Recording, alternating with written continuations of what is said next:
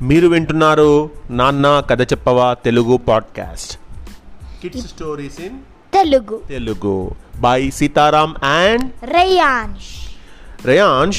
ఇప్పుడు ఒక మంచి కథ చెప్తాను. అదే ఏంటంటే డాక్టర్ ఎం హరికిషన్ గారు రాసిన చిలుక ముక్కు చిన్నోడు. ఒక అడవిలో ఒక పిల్లోడు ఉండేవాడు. వాడు చాలా మంచోడు, బాగా చదువుతాడు, మంచి ఎత్తు, చక్కని రింగులు తిరిగిన జుట్టు ఉండేది. కానీ పాపం వాని ముక్కు మాత్రం కొంచెం పెద్దగా ఉండి ముందు భాగం వంపు తిరిగి అచ్చం చిలక ముక్కులా ఉండేది.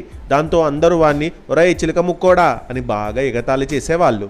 వానికి అద్దంలో తన ముక్కు చూసుకున్నప్పుడల్లా పాపం చాలా బాధ కలిగేది.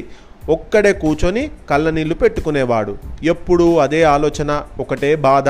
దాంతో నెమ్మదిగా చదువు అటకెక్కింది. బడిలో బాగా వెనకబడిపోయాడు. ఆ పిల్లోని ఇంటి వెనక పెరడులో ఒక మామిడి చెట్టు ఉంది. దాని మీద ఒక అందమైన రామచిలక గూడు కట్టుకుంది. ఒకరోజు ఆ పిల్లోడు పెరటిలో మంచం వేసుకొని పడుకున్నాడు. ఎదురుగా కనబడిన చిలుకను చూసి, ఏ చిలుక, నీ ముక్కు నా ముక్కు ఒకేలా ఉన్నాయి, కానీ నీ ముక్కు చూసి అందరూ అబ్బా ఎంత ముచ్చటగా ఉంది అని పొగుడుతారు. నా ముక్కు చూసి చీచీ ముక్కెలా ఉందో చూడు, అచ్చం చిలక ముక్కులా ఉంది అంటూ తిడతారు. ఈ ముక్కు వంకరపోయి చక్కగా ఎప్పుడు మారుతుందో ఏమో అన్నాడు.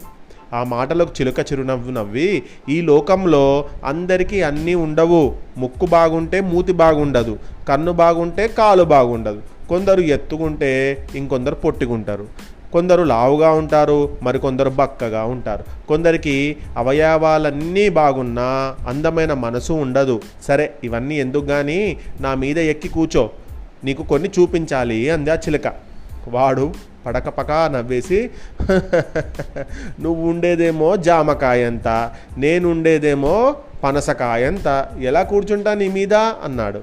అదా నీ అనుమానం, పర్వాలేదు, నేను అలాంటి అల్లాటప్ప చిలుకను కాదు, దేవలోకంలో దేవతల దగ్గర పెరిగిన దాన్ని. కొంతకాలం ఈ అందమైన భూమి ఎలా ఉంటుందో చూద్దామని వచ్చా.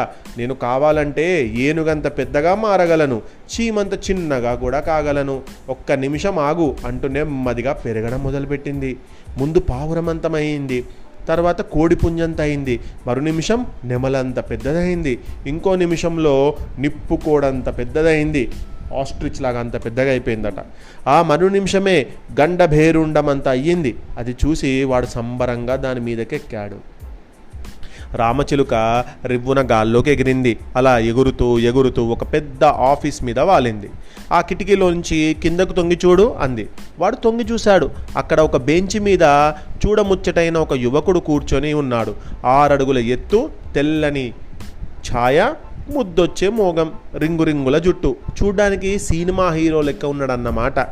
పెళ్ళైన ఆడవాళ్ళు చూసినారంటే చాలు, అబ్బా కంటే ఇలాంటి కొడుకునే కనాలి అనుకుంటారు. అదే పెళ్ళికాని అమ్మాయిలు చూశారనుకో, అబ్బా చేసుకుంటే ఇలాంటి వాడినే నేను మొగుడుగా చేసుకోవాలి అనుకుంటారు. అంత చక్కనోడు వాడు. ఎలా ఉన్నాడా యువకుడు అని అడిగింది ఆ చిలక. అబ్బా ఆకాశంలో మెరిసే చుక్కలా ఉన్నాడు, అడవిలో పురివిప్పి తిరిగే నెమలిలా ఉన్నాడు, గాలిలో ఎగిరే సీతాకోక చిలుకలాగా కూడా ఉన్నాడు. నేను కూడా అలా ఉంటే ఎంత బాగుండో అన్నాడు. అంతలో ఆఫీస్ లోపల నుంచి ఒకతను బయటికి వచ్చాడు. పొట్టిగా నల్లగా బట్టతలతోటి అందవికారంగా ఉన్నాడు.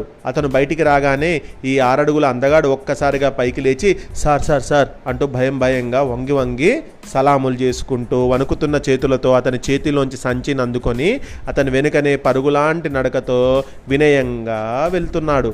అతను హుందాగా అడుగు వేసుకుంటూ పోతుంటే ఎక్కడి వాడక్కడ లేచి నిలబడి వినయంగా తల వంచి నిలబడుతున్నారు. అతను కారు దగ్గరికి పోగానే ఒకడు ఉరుక్కుంటూ పోయి కారు తలుపు తెరిచి నిలబడ్డాడు. అతను అందులో టీవీగా కూర్చొని వెళ్ళిపోయాడు. ఆ బట్టతలకాయ ఉన్న నల్లగా ఉండేటువంటి లావుగా ఉండేటువంటి మనిషి.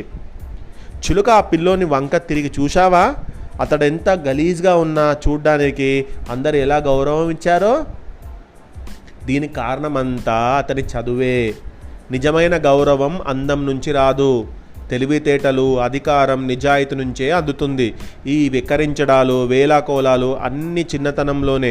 నువ్వు బాగా చదివి పెద్ద అధికారివిగా మారావనుకో, గౌరవం దానంతట తానే పరిగెత్తుకొని నీ కాళ్ళ దగ్గరకు చేరుతుంది. ఈ నడుమ నువ్వు అనవసర విషయాలలో ఆలోచనలతో చదువులో బాగా వెనకబడిపోతున్నావట కదా. పని పాట లేని వాళ్ళు ఎన్నో మాటలు అంటూ ఉంటారు. నిన్ను ఎప్పుడు ఎగతాళి చేస్తూనే ఉంటారు. వాళ్ళందరినీ నువ్వు పట్టించుకుంటూ ఉండకూడదు. చదువు మీద ధ్యాస ఉంచు, సరేనా అంటూ అక్కడి నుంచి ఎగిరిపోయింది. అలాగే ఆగు, నువ్వు చెప్పినట్టే వింటాను. నన్ను ఇంటి దగ్గర దించు, ఇలా వదిలి వెళ్తే ఎలా అంటూ ఆ పిల్లోడు గట్టిగా అరిచాడు.